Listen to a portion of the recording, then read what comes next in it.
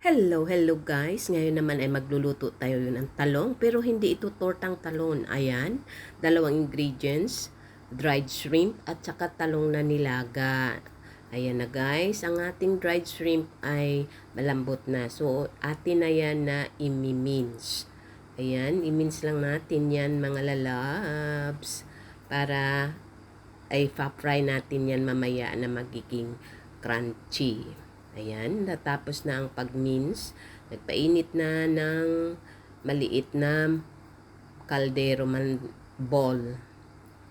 Yan, nilagyan ng konting mantika at ipa-fry natin ang ating fried shrimp. Ayan, prito-prito lang hanggang sa mag-crunchy. At ayan na guys, tamang-tama na.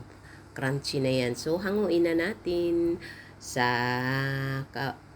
apoy. Ayan ang ating talong. Balatan natin dahil malamig na po siya. Babalatan natin to. Ayan, isa na lang ang natitira. Hindi ito tortang talong. Ibang klaseng luto. Ayan. Imemas lang natin siya ng pahaba. Yung ganun na para hindi durog siya. Ayan. Para yung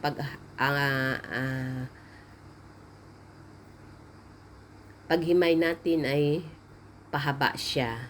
Ayan, tanggalin natin ang kanyang ulo ng talong. Ayan.